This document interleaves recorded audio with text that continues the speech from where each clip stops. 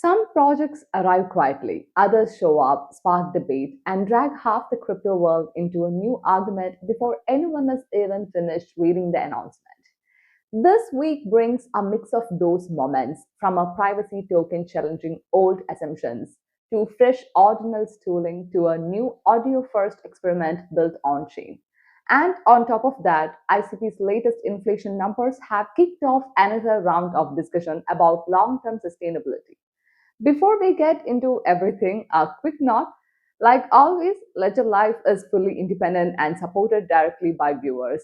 If you would like to help keep the channel ad free and unbiased, you will find the donation details in the description. Let's unpack what's shaping the conversation right now. First up, GCash is the newest entrant into the privacy coin space, and it's made its entrance through the Bobfun bonding curve, which has already completed with 500 ICP poured into liquidity on ICP swap. The project positions itself as part of the Ghost Cash ecosystem, and that is built entirely on the Internet computer. The pitch is clear: the stronger privacy through a fully on chain architecture and a cleaner approach compared with older privacy networks like Zcash, Monero, and Dash. Here is where the conversation gets interesting. Privacy coins have always attracted scrutiny because their architectures tend to leak metadata somewhere. RPC nodes, cloud servers, timing patterns, and IP traces have historically been the weak points. Gcash claims it avoids all of this by living entirely inside ICP canisters. No external servers, no off chain dependency, no RPC endpoints. Everything, which means transactions, shielding, proof generation, the lot happens inside the canister. Supporters argue this structure offers a tighter privacy envelope than what legacy networks can manage. Zcash brought zero knowledge proofs to the world. Monero made privacy the default. Dash tried the optional route. Gcash says it wants to replace these approaches with a model where privacy is baked into the system from the start. It settles quickly thanks to ICP finality. It avoids mempool exposure, and there is no mining layer that can leak timing clues. Now, that's the pitch from supporters. The other side of the conversation is worth noting. Rapid bonding on Bobfun is normal. It does not guarantee sustained attention. Some observers also say comparing a new token to Monero or Zcash this early is risky because those networks have spent years dealing with real world adversarial conditions. There is also the regulatory question. Gcash labels itself transparent at the token level and private at the wallet and canister level. Whether that hybrid structure is genuinely helpful in a regulatory context is unclear.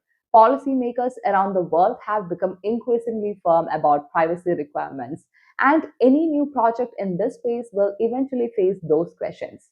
For now, enthusiasm exists, especially from parts of the Z community who see familiar themes in the narrative.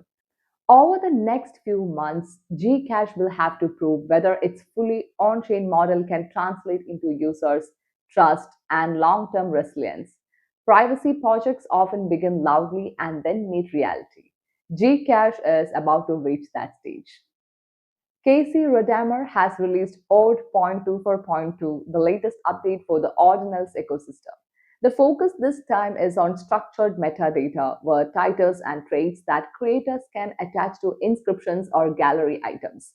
For context, the strongest provenance model in the Ordinals world is the parent and child mechanism. It shows that every part of a collection came from the holder of the parent inscription. But many of the biggest collections were launched before the system existed, or they were created using tools that didn't support it. That's left a chunk of the ordinal space relying on off chain metadata that is stored on platforms that act as central reference points. Rodarmor wants to pull more of that back on chain. Galleries were introduced for this purpose. They allow an inscription to reference other inscriptions. They don't prove authorship because anyone can create a gallery, but they've reduced the reliance on off chain databases. If you know a gallery ID, you can fetch everything linked to it on chain. This new update strengthens that idea. Titles provide a simple label. Traits act as a name and value pair. giving creators a cleaner way to describe attributes. The aim is straightforward to reduce central dependency and make it easier for older collections to live fully on chain without re engineering their entire structure. Reactions so far have been mixed, as is usually the case when metadata changes come to ordinals. Some welcome the push for decentralized attribution. Others worry that shifting old collections into gallery structures could blur how some projects are interpreted historically. There are also technical questions like how indexers will handle these additions, whether marketplaces will adopt the new standards quickly, and how creators will treat the balance between permanence and flexibility. Rodarmor's message about avoiding questions on versions 0.24.0 and 0.24.1 adds a small bit of humor, but it also signals that this release went through internal adjustments before reaching the public. As developers begin testing the update, we'll get a clearer idea of how quickly the ecosystem adapts and whether titles and traits genuinely become the new standard. Next up, Alexandria Library has given a first look at its audio first app, and early impressions suggest it wants to mix the familiarity of streaming platforms with the flexibility of tradable audio files.